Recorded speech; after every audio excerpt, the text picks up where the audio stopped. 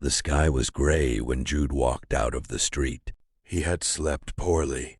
Mary's words kept running through his head, as if they had lodged themselves somewhere in his thoughts. You must choose. He didn't even know exactly between what, yet his feet walked on their own, not towards the park, not towards the church, but towards the cafe, the same place where he had sat the night before, not because he felt like it, only because he needed to be somewhere to think. The cafe door opened with the same soft bell as always. Inside, it was quieter than usual.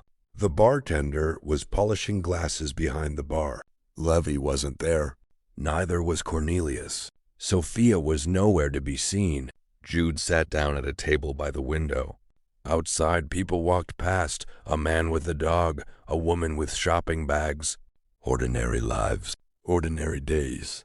He thought of Mary, of her eyes when she said he had to choose, of Sammie. Dad, are you going to do good things again tomorrow? Jude looked at his hands. Maybe Mary was right. Maybe he was trying to help too many people. Maybe because of that, he was losing exactly what was closest to him. The chair opposite him suddenly slid back. Someone sat down. Jude didn't look up immediately. The man was wearing a smart coat. His voice was calm, but there was something sharp in it. Money, said the man. That is what everything revolves around. Jude looked up slowly, but the light from the window left his face half in shadow. Money gives freedom, the man continued. Money gives power. He tapped his finger on the table. If you have money, people listen. Jude said nothing. The man took something out of his bag, a small book, which he slid across the table. Jude looked at the cover. The title was in bold letters, How to Get Rich. The man smiled.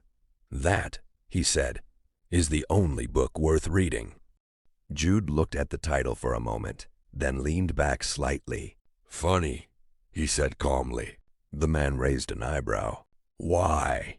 Jude looked at the little book, then at the man. I am reading another book. And which book is that? Jude smiled slightly. A book about life. The man remained silent. Jude continued. About forgiveness. The man tapped his fingers on the table. Forgiveness does not pay the rent. Jude shrugged his shoulders. Maybe not, but it does save lives. For a moment, there was silence between them. The man slowly picked up the booklet again. Most people eventually choose money anyway, he said. Maybe, answered Jude, but not everyone. The man stood up. He put the little book back in his bag. His voice grew softer. The world is tougher than you think. Jude looked at the window. I know that. When he looked at the chair again, the man had already walked to the door. The little bell rang, and he was gone. Jude stayed seated for a moment. He thought about the two books. One was about wealth, the other about grace. Two ways of looking at life. Two paths. And somewhere, Jude felt that the choice between those two paths might be closer than he thought. The night brought Jude no rest. He lay awake for a long time, staring at the ceiling as the room slowly grew darker. Occasionally he closed his eyes, but each time the same moment returned to his thoughts. The man, the booklet, the words about money and power, and somewhere in between, that strange feeling that the conversation had been more important than it seemed. Jude turned over in bed. Why did it keep bothering him so much? It was just a conversation. Still, it felt different, as if something wasn't right. The next morning he got up early. Mary and Sammie were still with her parents. The house felt empty without their voices. Too quiet. He made coffee, but didn't even drink it. His thoughts kept returning to the cafe. Finally, he picked up his coat. Maybe the bartender knows who he was, he muttered to himself. Outside, the air was cold and clear. The streets were quieter than usual. People were just starting their day. Jude walked fast. When he reached the cafe, the door was ajar. The little bell rang when he entered. The bartender stood behind the counter and dried a glass. He looked up. "Jude, so early already?" Jude went to the bar. "I need to ask you something." The bartender put the glass down. "That sounds serious." Jude leaned slightly against the bar. "That man from yesterday." The bartender frowned. "Which man?" "The man who sat at my table." The bartender looked at him searchingly for a moment. "When?" "Yesterday afternoon." Jude pointed to a table by the window.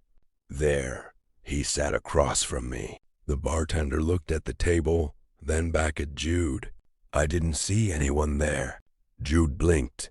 "He was really there." The bartender slowly shook his head. Then, "Jude, yesterday it was almost empty here."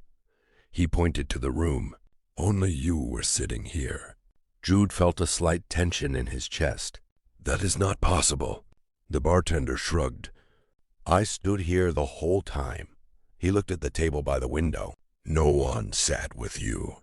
Jude turned around and looked at the table himself. The chair stood exactly as he remembered it. The light from the window fell gently over it. Everything seemed normal. Too normal. He turned back to the bartender. "Are you sure?" The bartender nodded. 100%.